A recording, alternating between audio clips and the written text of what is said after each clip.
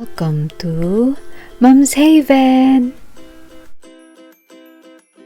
Today, isa-share ko sa inyo ang version ko ng Pancit Bihon. Una, maglagay ako ng oil sa pan at igigisa ko ang garlic at onions.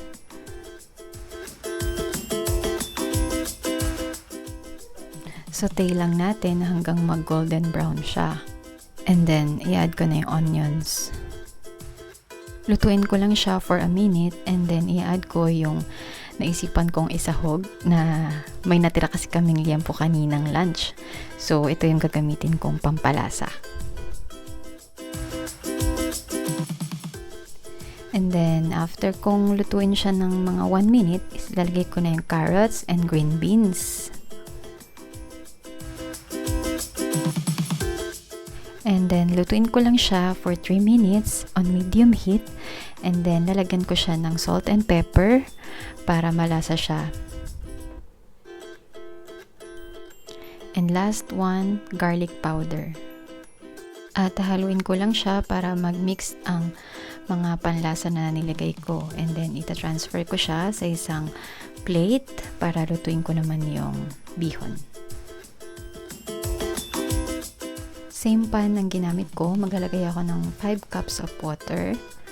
And then, 1/2 cup of soy sauce. And then, iboboil ko lang siya. 1 tablespoon of oyster sauce.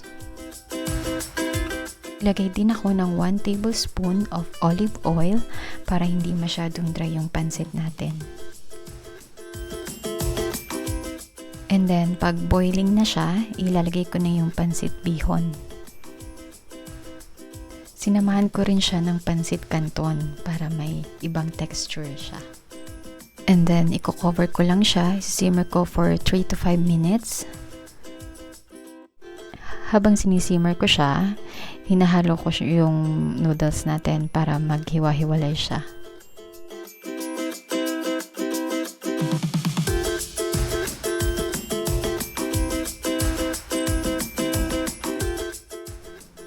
Then, naghalo ako ng konting boiled water kasi medyo hilaw pa yung pancit. So, I needed to add more water para maluto siya ng maayos. Ayun lang. Halo lang ng halo until maluto yung noodles or yung ating pancit. So, sa panghuli, nag-add pa ako ng konting salt and pepper kasi kulang yung panlasa na nilagay ko kanina. Pero it depends sa inyong panlasa kung gaano karami yung lalagay niyong salt and pepper.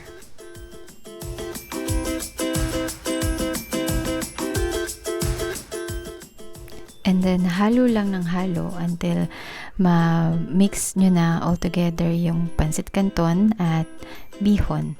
And then, tsaka ko sinama yung niluto kong pansahog kanina.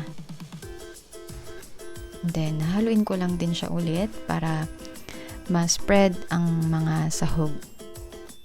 Lastly, ang repolyo. Huli ko siyang sinama kasi madali siyang maluto. After ko siyang maisama, ihaluin ko lang sila ulit para ma-spread sila sa ating pancit. Simmer ko lang siya for 1 minute with cover. And then, hahalu-haluin ko lang ulit siya hanggang sa ma-spread ang mga sahog sa ating pancit bihon.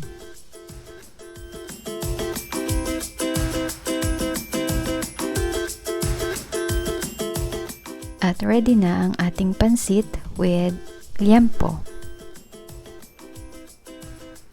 Happy cooking and eating, mga mommy! Thank you so much for watching. Share and comment down below and give it a thumbs up if you like this video. Please support and subscribe to my channel and click the notification bell for instant updates. And see you on the next one. Bye!